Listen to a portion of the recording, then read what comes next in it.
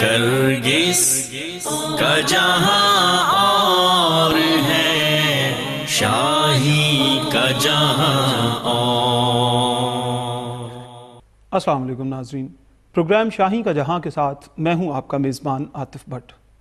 علامہ محمد اقبال نے اپنی شاعری کے ذریعے مسلمانوں کو جو پیغام دیا وہ کسی ایک خطے میں بسنے والے مسلمانوں یا کسی ایک مسلک یا فرقے سے تعلق رکھنے والے مسلمانوں کے لیے نہیں تھا، بلکہ یہ پیغام دنیا میں بسنے والے ہر مسلمان کے لیے تھا۔ علامہ محمد اقبال کے اس پیغام میں ہماری کامیابی کا راز کس طرح پوشیدہ ہے اور ہم کس طرح کامیابی کے اس راز کو پا سکتے ہیں، اس پر بات کرنے کے لیے آج ہم نے اپنے اسٹوڈیوز میں ڈاکٹر مختار احمد اعظمی صاحب کو دعوت دی ہے۔ آپ منہاج یونیورسٹی میں ڈین آف لینگویجز اینڈ لٹریچر اور صدر شعبہ اردو کی حیثیت سے خدمات انجام دے رہے ہیں۔ آئیے ڈاکٹر صاحب سے بات کا آغاز کرتے ہیں۔ ڈاکٹر صاحب، سب سے پہلے تو میں آپ کو خوش آمدید کہنا چاہوں گا اپنے پروگرام میں۔ اس کے بعد میں چاہوں گا کہ آپ اس موضوع کے حوالے سے ہماری رہنمائی فرمائیے کہ علامہ محمد اقبال نے کس طرح قومیت یا جو تصور ہے ملت کا، اس کو وحدت سے جوڑا ہے۔ بہت شکریہ عاطف بھائی۔ سب سے پہلے تو میں حسب سابق شکریہ ادا کرنا چاہوں گا پیغام ٹی وی کا کہ اتنا شاندار اور جاندار پروگرام آپ نے آغاز کیا، نسل نو کے لیے بالخصوص اور عوام کے لیے بالعموم۔ اس کے اثرات انشاءاللہ بہت دیر پا ہوں گے۔ یہ ہمارا فرض بھی ہے اور یہ اقبال کی خدمات کا اور ان احسانات کا قرض بھی ہے کہ ہم اس فکر کو عام کریں جس نے ہمیں غلامی سے نکال کر آزادی کی منزل تک پہنچایا۔ جہاں تک اقبال کی شاعری میں اتحاد، اتفاق اور اتحاد بین المسلمین، اتحاد ملت کا تعلق ہے، سب سے پہلے تو اتفاق اور اتحاد کی اہمیت کیا ہے، اور یہ عام افراد بھی جانتے ہیں۔ بچوں کو بھی اسکولوں میں، کسی بھی قوم میں، ہر جگہ یہی سبق دیا جاتا ہے، اتفاق میں برکت ہے، اتحاد میں برکت ہے، یونین از اسٹرینگتھ۔ کہانیاں ان کو سنائی جاتی ہیں کہ جو لوگ تھے آپس میں بٹ گئے تو ان کا کیا انجام ہوا، اور جب وہ متحد ہو گئے تو پھر کیسے ان کو عزت اور طاقت ملی۔ اسلام چونکہ دین فطرت ہے، وہ جوڑ پیدا کرتا ہے، توڑ پیدا نہیں کرتا، اور اس کے لیے سبحان اللہ کیا خوبصورت ایک نظام بنایا گیا ہے۔ گھر کے اندر سے لے کر حج بیت اللہ تک مختلف مراحل میں جوڑنے کا عمل ہے۔ اگر میاں بیوی ہے، ایک شادی کا عمل ہے تو اس کو بابرکت قرار دیا گیا، مسنون قرار دیا گیا، جہاں سے اولادیں جنم لیتی ہیں، جہاں سے کنبے قبیلے جنم لیتے ہیں، قومیں پیدا ہوتی ہیں، افراد، اور پھر اس کے بعد نماز اور اس کی اہمیت کہ گھر میں پڑھو گے تو اتنا، اور مسجد میں جاؤ گے تو مسجد میں کیا ہے، وہاں کیوں زیادہ ثواب لکھا گیا کہ وہاں اجتماعیت پیدا ہوتی ہے۔ پھر جمعے کی نماز میں، پھر اس کے بعد حج کے لیے عید کی نماز، اور اس کے بعد حج بیت اللہ۔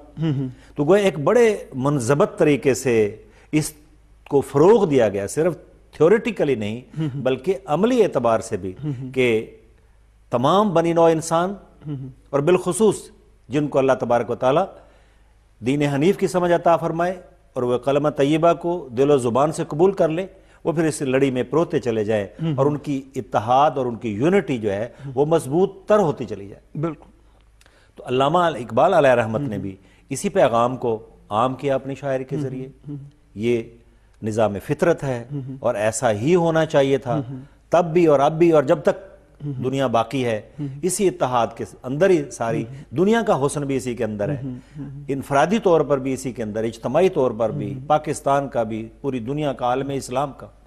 چونکہ آج کا موضوع ہمارا علامہ اقبال کے اتحاد ملت کے حوالے سے ہے، تو ہم ان کو مفکر اسلام کہتے ہیں، حکیم الامت کہتے ہیں۔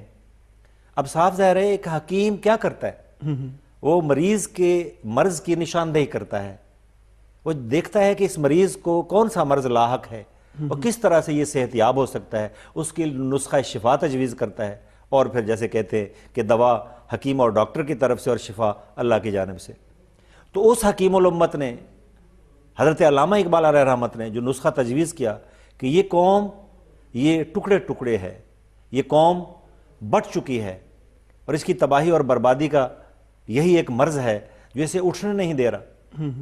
اس پہ ہمارے ادب میں بہت سارے ناول لکھے گئے، چودھری افضل حق نے زندگی میں بتایا، نثر میں بھی، شعراء نے بھی، مولانا ظفر علی خان نے بھی، علامہ اقبال سے پہلے بھی، آگے بھی۔ لیکن جہاں تک علامہ اقبال رحمت کا تعلق ہے، انہوں نے زیادہ جوش جذبے کے ساتھ اس کو اجاگر کیا کہ یہ ہے تمہارا مرض، اس مرض کو دور کرو، اور اس کے لیے یہ علاج ہے۔ کیا علاج ہے؟ کہ آپس میں رحیم و کریم بنو۔ جب علامہ اقبال نے شکوہ لکھی، اس میں بھی اللہ تعالیٰ سے شکوہ کیا، اور جوابی شکوہ میں اسی چیز پہ اللہ تبارک و تعالیٰ نے بار بار زور دیا کہ تم کہتے ہو مسلمان ہو، تو کیا مسلمان ایسے ہوتے جو نہ کبھی مسجد میں گئے، نہ کبھی نماز، نہ کبھی روزہ؟ تمہارے امیروں کا قبلہ اور ہے، تمہارے غریب کسی اور طرف جا رہے ہیں، تو ایک جگہ کیوں نہیں ہو جاتے؟ اور پھر یہ کہا کہ یوں تو سید بھی ہو، مرزا بھی ہو، افغان بھی ہو، تم سبھی کچھ ہو، بتاؤ تو مسلمان بھی ہو۔ اور منفعت ایک ہے اس قوم کی، نقصان بھی ایک ہی سب کا نبی، دین بھی، ایمان بھی ایک، حرم پاک بھی، اللہ بھی، قرآن بھی ایک، کچھ بڑی بات تھی ہوتے جو مسلمان بھی ایک۔ بالکل فرقہ بندی ہے کہیں اور کہیں ذاتیں ہیں، کیا زمانے میں پنپنے کی یہی باتیں ہیں؟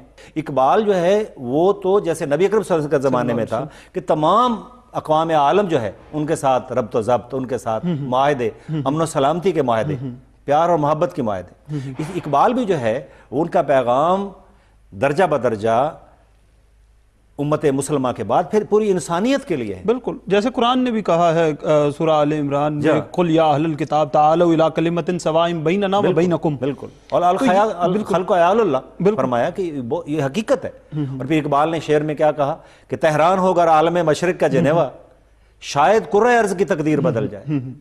صرف مسلمانوں کے اتحاد کی بات نہیں ہے، وہ بڑے اتحاد کی بات بھی کرتے ہیں۔ بالکل، اقبال کا یہ پیغام اتحاد ملت کا پیغام، یہ دراصل اتحاد انسانیت کا پیغام، اسی لیے کہ یہی وہ ہے، کسی یکجائی سے اب عہد غلامی کر لو، ملت احمد مرسل کو مقامی کر لو، کہ پوری دنیا کی میزبانی کر سکتی ہے، پوری دنیا کو یہ مثال پیش کر سکتی ہے اتحاد کی، کہ اس میں ہر کیٹیگری کے لوگ ہیں۔ اور میرا خیال نہیں ہے کہ کسی اور ملک میں ہمارے حج کا بدل کوئی ہو۔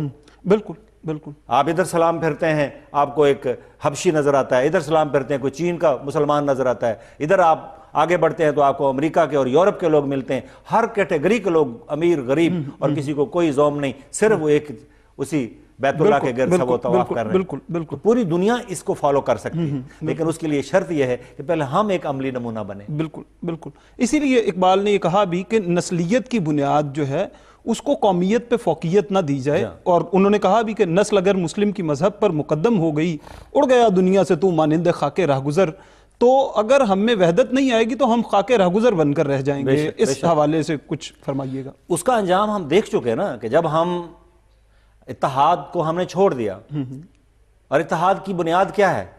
توحید۔ بالکل، اللہ کی رسی کو مضبوط سے تھام لو، تو اللہ کی رسی کیا ہے؟ اللہ کی توحید، اللہ کی وحدانیت، بالکل، اس پہ ایمان بالغیب، کہ وہ اللہ ہے، وہ خالق ہے، وہ مالک ہے، وہ رازق ہے، وہی سب کچھ کرنے والا ہے، اور اسی کے قبضہ قدرت میں سب کچھ ہے۔ قل اللہم مالک الملک، تمام ملکوں کا بادشاہ وہ ہے، اور تھا، ہے اور رہے گا انشاءاللہ۔ یہ ایمان کا جب جزو اعظم ہمیں نصیب ہو جاتا ہے، تو پھر آدمی سوچتا ہے کہ اس اللہ کا اور حکم کیا ہے، اس اللہ کے اور رسول کون سے ہیں، اس اللہ کے اور مخلوقات کون سی ہے، ان سے بھی پیار کرو۔ انسان تو انسان، پھر اللہ کا حکم جانوروں تک سے پیار، بالکل، ان کے حقوق کو دیکھو۔ بالکل، تو یہ ایک پہلا جو ہمارا ایک ستون ہے بہت بڑا، اس اتحاد کی جو بنیاد ہے، جس پہ یہ چھت قائم ہے، وہ توحید ہے۔ بالکل، عقیدہ توحید، اور اسی کو بار بار پھر آگے آپ سمجھیں کہ رسالت کی شکل میں آتا ہے۔ بالکل، اسی اللہ حی و قیوم نے اپنے ایک پیغمبر بھیجے انسانوں کی رہنمائی کے لیے، ان پہ ایمان اور یقین ہے۔ بالکل، اور اسی میں پھر ایک زندہ شاہکار رہتی دنیا تک رہنے والی یہ کتاب ہے، جس کے بارے میں پہلے ہی صفحے پہ فرما دیا، ذالک الکتاب لا ریب فیہ۔ بالکل، تو ان چیزوں پہ اگر ہمارا ایمان یقین ہے تو پھر انشاءاللہ تعالیٰ اتحاد میں کوئی رخنا نہیں آئے گا، اتحاد مضبوط سے مضبوط تر ہوتا چلا جائے گا۔ بالکل، اور یہی بنیاد ہے کہ ہم اگر قرآن کو اور توحید کو اور رسالت کو بنیاد بنا لیں تو ہمارے مابین کوئی اختلاف کی وجہ باقی ہی نہیں رہے گی، اور ہم صحیح معنوں میں مسلمان بن کر ایک دوسرے سے جڑ سکتے ہیں۔ ہم تو مر صاحب اتنا خوش نصیب ہیں کہ ہمیں کسی واعظ کی اور کسی لیکچر کی ضرورت نہیں ہے. ہمارے ہاں ایک ایسا عملی نمونہ ہر سطح پہ موجود ہے. گھر کے اندر، گھر کے باہر، مسجد میں، پوری قومی سطح پہ، بین الاسلامی سطح پہ، بین الاقوامی سطح پہ. مثال کے طور پر ایک بیت اللہ ہے جس کی طرف اقبال نے بار بار کہا، ہاں جی، دنیا کے بت خدوں میں پہلا وہ گھر خدا کا، ہم اس کے پاس ماں ہیں، وہ پاس ماں ہمارا. یہ وہ ایک زندہ نشان ہے ہمارے اتحاد کا. بالکل. کوئی واعظ لیکچر کی ضرورت نہیں. کس طرح سے لوگ دیوانہ وار چکر لگا رہے ہیں، بالکل لگاتے جا رہے ہیں اور اس کی طرف رخ ہے. شمال میں ہے تو جنوب میں بیت اللہ ہے، جنوب میں ہے تو شمال میں بیت اللہ کی طرف رخ ہے.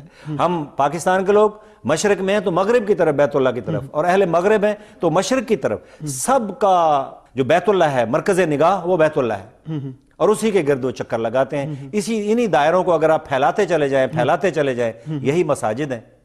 بالکل. مشرق کی تمام مساجد مغرب کی طرف ہیں، شمال کی تمام مساجد جنوب کی طرف ہیں، جنوب والی شمال کی طرف ہیں، بیت اللہ ہی کی طرف ہے. جتنے نمازی ان مسجدوں میں کھڑے ہیں، بالکل. تو یہ کتنا شاندار ایک اتحاد ہے، بالکل. کتنا بڑا اتحاد ہے. بالکل. اس کو اگر آپ کہیں بلندیوں پہ جا کے سوچیں اور دیکھیں کہ یہ سارے دائرے جیسے حج کے موسم میں خاص طور پر ہوتا ہے کہ آپ تا حد نگاہ آپ کو سفید چادریں نظر آئیں گی. یہ کیا ہے سفید چادریں؟ یہ امن عالم ہے. بالکل. اتحاد سے جو نتیجہ کیا نکلا، اتنا اکٹھے ہونے کا، پوری دنیا کے لوگ اکٹھے ایک جگہ ہوئے تو کیا میسج ہے اپنے لیے اور دوسروں کے لیے؟ امن، محبت، پیار، اخوت. یہی رحمت ہے، یہی برکت ہے. بالکل. بالکل. برکت اور رحمت کس کا نام ہے؟ یہی کہ اتنے لاکھوں اور کروڑوں لوگ ایک جگہ جمع ہیں، پوری دنیا میں لوگ بستے ہیں، سب ایک دوسرے کے لیے خیر خواہی ہے، محبت ہے، پیار ہے. اور کیا ہے اس میں کہ وہ لوگ اپنا سب کچھ قربان کر کے آئے ہیں، اپنے رشتے چھوڑ کر آئے ہیں، اپنے کاریں کوٹھیاں، مال و زر پیچھے چھوڑ کر آئے ہیں، اور یہاں صرف کیا ایک ہی لبیک اللہم لبیک.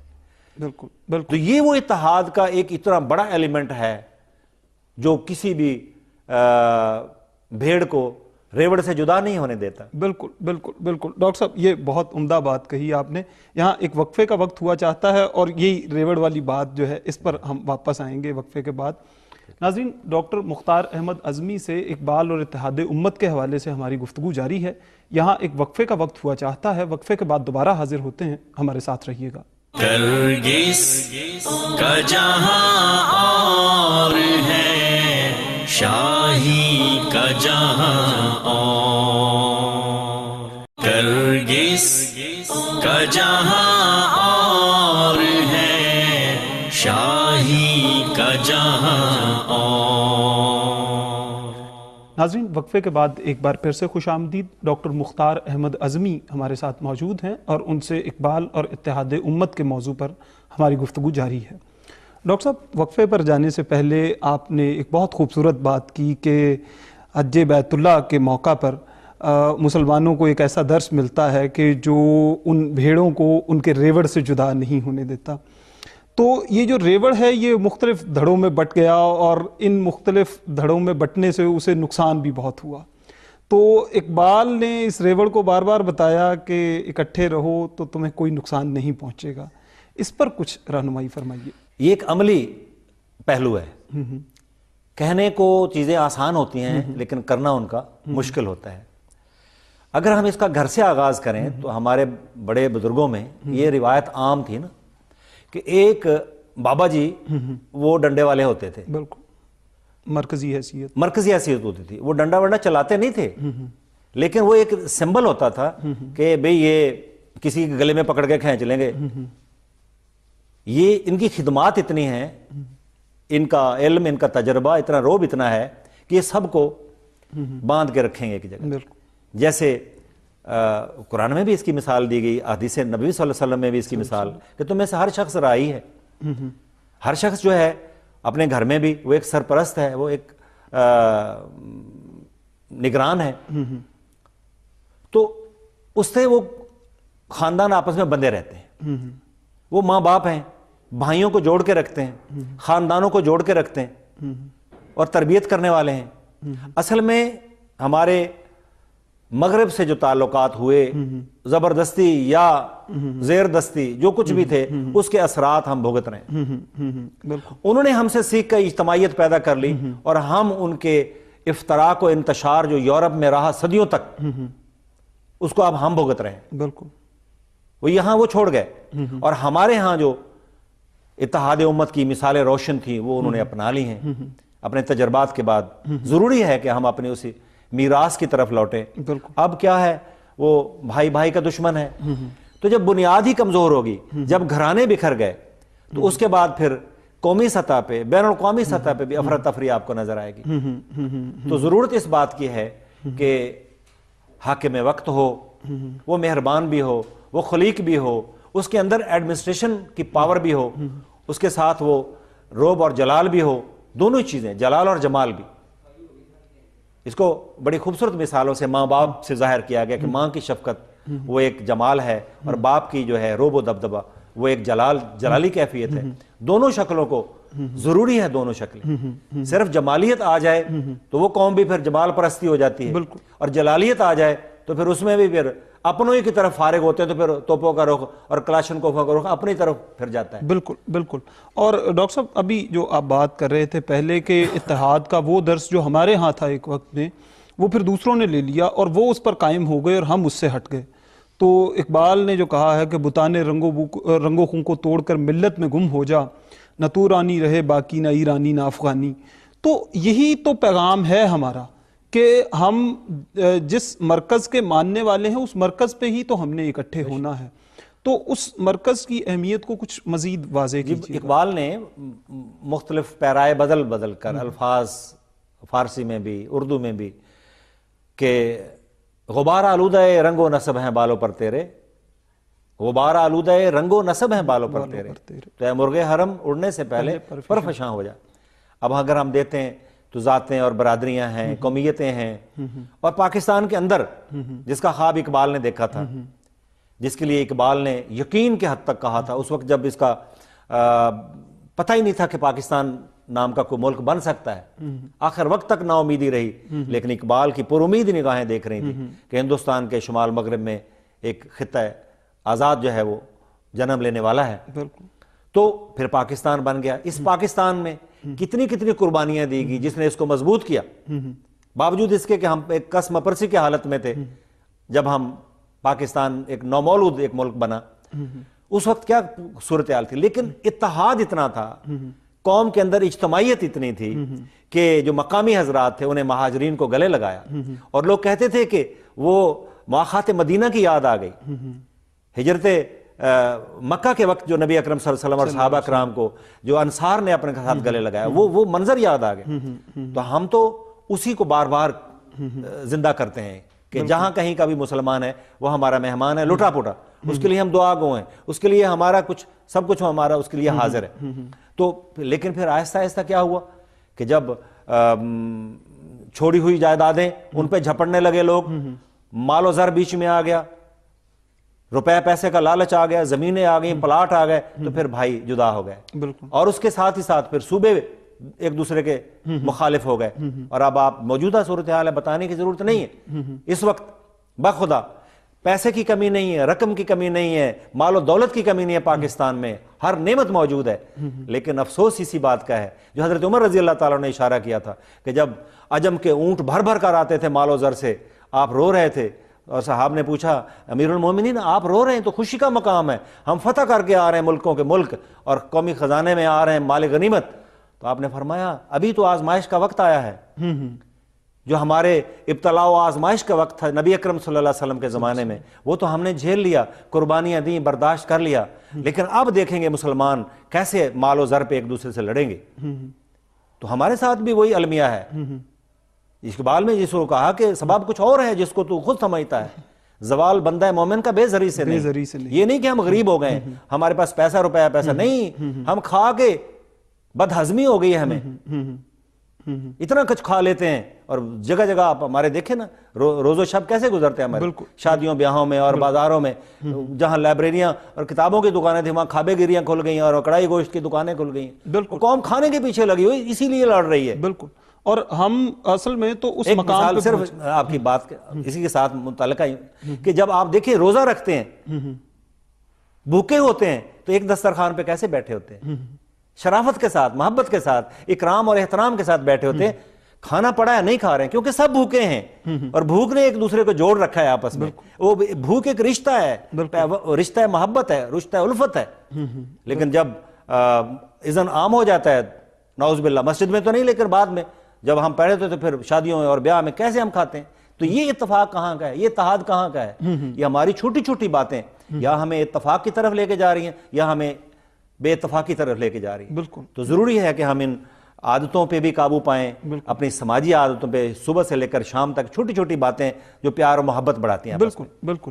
اور خاص طور پہ آپ یہ جو بات کر رہے تھے اس میں یہ پہلو بھی پوشیدہ تھا جس کی طرف آپ نے پہلے بھی اشارہ کیا کہ ہمارے ہاں اب وہ عادات آ گئی ہیں خاص طور پہ سماجی سطح پر جو کہ ایک وقت میں یورپ کے تاریک معاشروں میں ہوا کرتی تھیں، اور ہم نے بہت سی چیزیں جو ہیں ان میں ان کی نقل کرنے کو جو ہے اہم جانا اپنے لیے اور اپنا رستہ کھو گئے. تو اقبال نے وہ بھی جو بات کہی تھی کہ اپنی ملت پر قیاس اقوام مغرب سے نہ کر، خاص ہے ترکیب میں قوم رسول ہاشمی. تو یہ رسول ہاشمی کی جو قوم ہے اسے تو اسی مرکز پر رہنا پڑے گا اور اسی طرح اتحاد و یگانگت کی بات کرنا پڑے گی جس طرح کہ نبی مکرم صلی اللہ علیہ وسلم نے اپنی زندگی میں ہماری رہنمائی فرمائی تھی. تو اقبال کے پیغام کے حوالے سے میں پھر ایک بات جو آپ سے جاننا چاہوں گا کہ یہ جو مرکز تک واپسی ہے اس کا وسیلہ کیسے بن پائے گا ہمارے لیے؟ اور صاحب یہ ایک بہت فکر انگیز لمحہ ہے. میں سمجھتا ہوں کہ ہم بے اتفاقی کی وجہ سے صرف خود سزا نہیں بھگت رہے ہیں بلکہ ہم ایک بہت بڑی دولت، بہت بڑی نعمت سے محروم ہوتے جا رہے ہیں. اور وہ کیا کہ آپ خطبہ حجۃ الوداع میں دیکھیں سید الانبیاء حضرت محمد صلی اللہ علیہ وسلم نے کیا ارشاد فرمایا تھا. وہ امانت جو ہمیں دے کے گئے تھے، اگر ہم بے اتفاقی کا شکار ہوں گے تو اس امانت کو دوسروں تک نہیں پہنچا سکیں گے. یہ اتنا بڑا اعزاز، اتنا بڑا اکرام کہ جس کے لیے نبیوں کا چناؤ کیا گیا،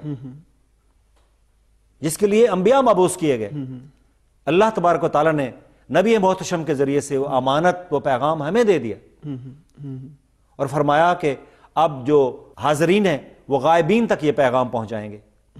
اور پھر یہ تسلسل کے صحابہ کرام رضوان اللہ اجمعین، تابعین، تبع تابعین، اور اولیاء کرام، صوفیاء اعظام اور علماء کرام کے توسط سے، اور غازیان اور شہداء اور مجاہدین کے توسط سے یہ پیغام آج تک ہم تک پہنچتا چلا آ رہا ہے. کیوں کہ وہ متحد تھے، متفق تھے اللہ اور اللہ کے نبی کی اس یکجائی پہ. اگر آج ہم نے اس کو چھوڑ دیا، ملت نے چھوڑ دیا، تو ہم ایک بہت بڑے خسارے میں چلے جائیں گے. یہ ہمارا معمولی نقصان نہیں ہوگا. ہمیں مال و زر کی پرواہ نہیں ہے، یہ تو آنی جانی ہے، یہ تو خالق اور مالک کا وعدہ ہے. بہت بڑا جو نقصان ہمارا ہونے جا رہا ہے وہ یہ کہ ہم اس اکرام سے محروم ہو جائیں گے. یہ ایسے ہی ہے جیسے ایک ملک کا سفیر جا رہا ہے اور اسے راستے میں بلا لیا جائے کہ چلو ہتھ کڑیاں لگاؤ، اس کو جیل میں ڈال دو. کہاں وہ کسی بڑے ملک میں سفیر بن کر جا رہا تھا جہاں اس کا استقبال سربراہ مملکت کرنے والے تھے، اور کہاں وہ پس زندہ ڈال دیا گیا ہے. تو ہم تو خواہشوں کے زندان میں آ گئے ہیں چھوٹی چھوٹی باتوں میں، اور اس بڑے اکرام سے محروم ہو گئے ہیں جو اللہ اور اللہ کے نبی نے ہمارے لیے وقف کیا. بالکل بالکل بالکل. اور اس میں بہت حد تک کردار جو ہے ہمارے ذاتی تفاخر نے ادا کیا ہے، جس کو ہم بنیاد سمجھتے ہیں کہ کوئی ایک چیز جو ہے وہ ہمارے لیے فخر کی وجہ بن سکتی ہے. اور وہ فخر کی وجہ جو ہے وہ تقویٰ، پرہیزگاری نہیں ہے، یا اللہ اور رسول صلی اللہ علیہ وسلم سے ہمارا ربط ضبط نہیں ہے، بلکہ وہ کچھ اور ہے جو ان سب سے ہٹ کر ہے. اور اسی لیے اقبال نے کہا بھی کہ جو کرے گا امتیاز رنگ و خون مٹ جائے گا، ترک خرگاہی ہو یا عربی والا گوہر. تو کوئی بھی ہو جو جس بھی مرتبے پر فائز ہے، وہ اگر اس پیغام کو نہیں مانے گا تو پھر وہ مٹ جائے گا دنیا. جیسے میں نے پہلے آپ سے کہا مطلب کہ صرف اپنا نقصان نہیں کریں گے، پوری انسانیت کا نقصان ہم کریں گے کہ وہ وہاں تک یہ پیغام نہیں جا سکے گا. اگرچہ اللہ قادر الحی و قیوم ہے، وہ چاہے تو صنم خانوں سے بھی بیت اللہ کے پاسبان پیدا کر سکتا ہے، لیکن محرومی ہماری ہو گئی، بدقسمتی ہماری ہو گئی اور اس کے لیے اس دنیا میں بھی ہم جواب دیں اور آخرت میں بھی. بالکل. تو اقبال بار بار اس کی طرف توجہ دلاتے ہیں کہ ربط و ضبط ملت بیضا ہے مشرق کی نجات. ایشیا والے ایشیا والے ہیں اس نقطے سے اب تک بے خبر. اور یہ صرف مسلمانوں کا نہیں، پورے ایشیا والوں کا نقصان ہے، اور ایشیا کے بعد پورے یورپ اور پوری دنیا والوں کا نقصان ہے. وہاں تک یہ پیغام نہیں جائے گا. اس پیغام کو لے کے جانا ہے ہم نے. لہٰذا یہ اگر دین مبین کا پیغام، یہ کلمہ طیبہ کا پیغام، جب تک ہم متحد نہیں ہوں گے، اتفاق نہیں ہوگا، تو جگ ہنسائی ہوگی. کہیں گے اچھا یہ کلمہ تم لے کر آ رہے ہو، یہ میسج تمہیں میں دینا چاہتے ہو، تو ساتھ ہم تو ڈوبے ہیں صنم، تم کو بھی لے ڈوبیں گے. ہم تو بدنام، جیسے اقبال نے بانگ درا میں بھی کہا کہ یہ مسلمان ہیں جنہیں دیکھ کے شرمائیں یہود. بالکل بالکل. تو پھر وہ ہم پہ کہہ لگائیں گے کہ یہ پیغام لے کر آ رہا ہے، تمہارا دین یہ ہے، تو جیسے تم ہو ویسے ہی تمہارا دین ہے، تو ہم اس دین سے ویسے ہی بھلیں. بالکل بالکل بالکل. یہ جو ملت بیضا والی آپ بات کر رہے تھے نا، یہ بڑا اہم نقطہ ہے. میں اس پہ جو ہے چاہوں گا کہ ہم وقفے کے بعد بات چیت جاری رکھیں. ناظرین، ڈاکٹر مختار احمد اعظمی سے ہماری اقبال اور اتحاد امت کے حوالے سے گفتگو جاری ہے. یہاں ایک وقفے کا وقت ہوا چاہتا ہے، وقفے کے بعد دوبارہ حاضر ہوتے ہیں، ہمارے ساتھ رہیے گا.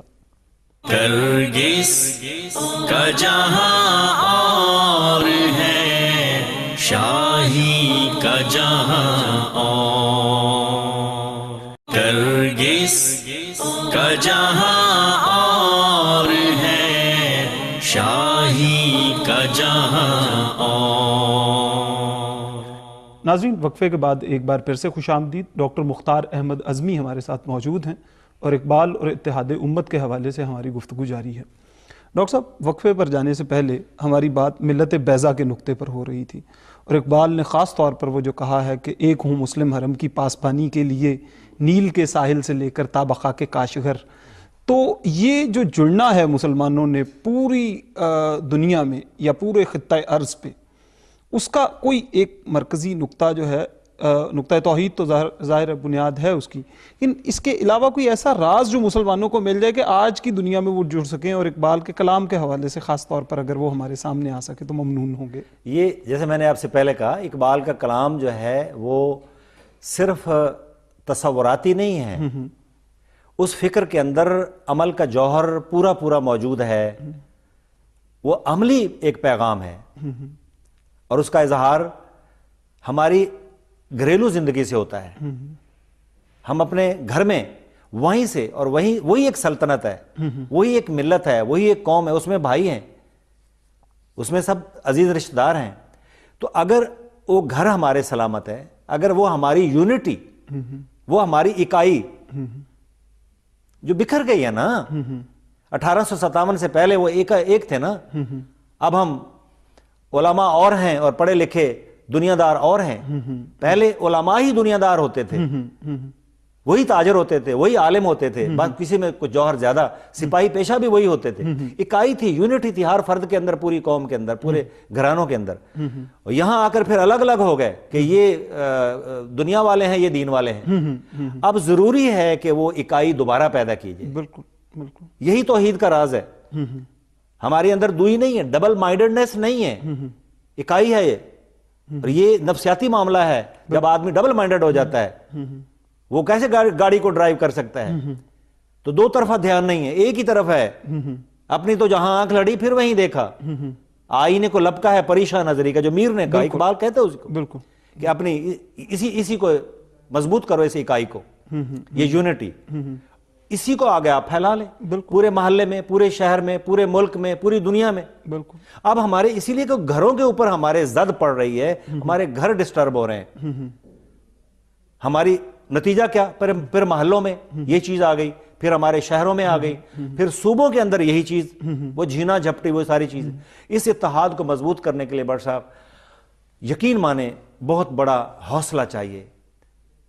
اس کے لیے جو ایک سادہ سا نسخہ میں عرض کرتا ہوں کہ دوسروں کی زیادہ سنو، اپنی کام کہو، جیسے آپ سن رہے ہیں میری. یہ آپ کی بڑائی ہے نا، آپ کا حکم ہے تو میں بھی عرض کر رہا ہوں. لیکن میں یہ چاہتا ہوں کہ دوسروں کا کتھارسس ہو. گھر میں کتنے لوگ ایسے ہیں باتیں سننے کا وقت ہی نہیں ہے. ماں باپ کے دکھ اولاد کے نہیں سنتی، اولاد کے دکھ، بھائی بھائی کے دکھ کو وہ آپس میں شیئر نہیں کرتے نا، تو پھر محبت کیسے بڑھے گی؟ بالکل یہی محبت پھیلتے پھیلتے اوپر جاتی ہے، اور اگر نفرت ہے تو نفرت پھیلتے پھیلتے اوپر تک چلی جاتی ہے۔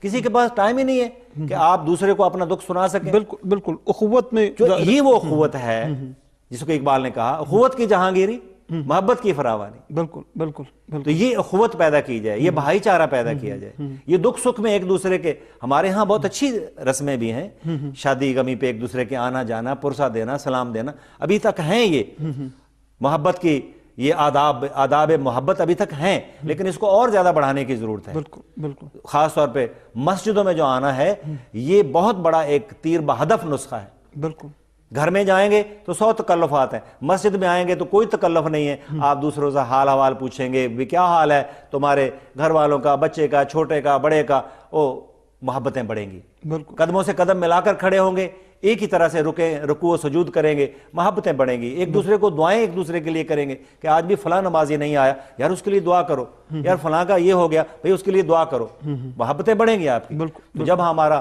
مسجد کا رابطہ کمزور ہو گیا، جب ہمارا گھروں کا رابطہ آپس میں بکھر گئے سارے لوگ، کس کے لیے؟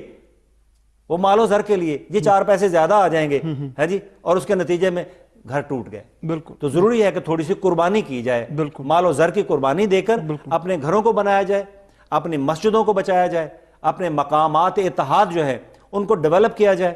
بالکل بالکل، انشاءاللہ تعالیٰ یہ اتحاد و اتفاق کی جو ہے رو چلتی رہے گی، اور پوری قوم اسی طرح سے اتفاق اور اتحاد کی لڑی میں پروئی جائے گی۔ جیسے اشفاق احمد نے، آپ نے دیکھا کہ ایک زاویہ پروگرام کے لیے لوگوں کو اسی طرح لے کے بیٹھتے تھے جیسے لوگ چوپال میں بیٹھتے تھے، آپس میں کرتے تھے۔ اب یہ کام ٹیلی ویژن کے مذاکروں میں بھی ہو رہا ہے کہ وہاں فکر انگیز گفتگویں ہوتی ہیں، لوگ سنتے ہیں، لیکن آپس میں ملنا، آپس میں ایک دوسرے کا بھائی چارہ، خیر خواہی، دعاؤں میں یاد رکھنا، اور اس کے بعد یہ پھیلتے پھیلتے پھر آپ بیت اللہ میں بھی جائیں گے نا، وہاں تک بھی آپ کو یہی ملے گا کہ کوئی عربی بول رہا ہے، کوئی اردو بول رہا ہے، کوئی انگریزی بول رہا ہے، کوئی زبان بول رہا ہے، اور آپس میں سمجھ رہے ہیں ساری باتیں۔ زبانیں مختلف ہیں لیکن ایک دوسرے کی دھڑکنوں کو سنایا جا رہا ہے۔ بالکل، مجھ سے ایک بہت یعنی وہاں نائجیریا کے مسلمان بہت بڑی پگڑ باندھے ہوئے اور جناب اسی طرح سے بڑے لٹھے کے وہ چادریں وغیرہ تہمد وغیرہ باندھے ہوئے بڑے کروفار کے ساتھ، وہ پوچھ رہے تھے پاکستان میں زراعت کا کیا حال ہے، وہ مجھ سے زراعت کے بارے میں پوچھ رہے تھے، تو میں اپنی جیسے بھی ٹوٹی پھوٹی عربی میں تھوڑا بہت اس کو میں سمجھانے کی کوشش کر رہا تھا۔ یعنی صرف ذاتی سوالات نہیں، ملکوں کے اور فصلوں کے آپ ایک دوسرے کے آپ ایکسچینج کرتے ہیں، گھر سے لے کر بیت اللہ تک، اور اسی چیز کو میں مکمل کرنا چاہوں گا کہ جب امت مسلمہ اتحاد پر آ جائے گی، ایک مثالی نمونہ بن جائے گی، تو پھر پوری دنیا کو اس کے اوپر لے کر آئے گی۔ بالکل بالکل بالکل۔ ڈاکٹر صاحب، ابھی پہلے جو آپ ایک بات فرما رہے تھے، خاص طور پہ اقبال کے کلام میں بھی اس کے نمونے موجود ہیں، ہمارے ہاں عملی زندگی کے جو مسائل ہیں وہ اسی سے پھوٹے ہیں کہ ہم لوگوں نے اپنے رابطے کے جو مقامات تھے ان مقامات کو کھوٹا کر دیا ہے، مساجد سے ہمارا رابطہ اتنا مستحکم نہیں رہا، ہمارے ہاں دیگر مراکز جو تھے جن میں ہم جا کے اتحاد و یگانگت کی باتیں کر سکتے تھے، ایک دوسرے سے مل بیٹھ سکتے تھے، ان کا احترام اور تقدس باقی نہیں رہا۔ تو ان سے ہم کس طرح دوبارہ جڑیں، کیا طریقہ اختیار کریں کہ ہم واپس ان مقامات کی طرف آ جائیں جو ہمیں جوڑتے ہیں ایک دوسرے سے؟ میں یہ عرض کروں گا کہ اس میں چونکہ اقبال کا پیغام امید اور رجائیت کا پیغام ہے، وہ کبھی بھی مایوس نہیں ہوتے، پشمردہ نہیں ہوتے۔ چنانچہ اگر ہم اپنے پس منظر پر غور کریں تو پچھلی صدی میں، صدی کے شروع میں جہاں ہم کھڑے تھے اور صدی کے آخر میں یا آج ہم جہاں کھڑے ہیں، تو بہت امید افزا بات ہے کہ اس وقت ہم صرف 2 یا 3 ملک تھے پوری دنیا میں جو مسلمان آزاد ملک تھے، افغانستان یا ترکی، باقی سب غلامی کی چادر میں لپیٹے گئے۔ اب ماشاءاللہ 60 کے قریب مسلمان ملک ہیں جو آزاد ہو چکے ہیں۔ تو یہ وہ اتحاد کا ایک بہت بڑا ایک نمونہ ہے جو میں سمجھتا ہوں کہ جہاں بھی مسلمان ہے وہ ہمارا بھائی ہے، اور ہم اس کی آزادی کے لیے دعائیں کرتے ہیں، بالکل، ہم اس کی آزادی کے لیے دعا گو ہیں، اور جو آزاد ہیں ان کا ہم احترام اور اکرام کرتے ہیں۔ ضروری ہے کہ جس طرح سے ہم اپنے گھروں کو، اپنی مساجد کو، تو جو ہماری عالم اسلام کی جو تنظیم ہے اس کو بیدار ہونا چاہیے۔ تنظیم اسلامی کانفرنس جو ہے اس کا احیاء ضروری ہے۔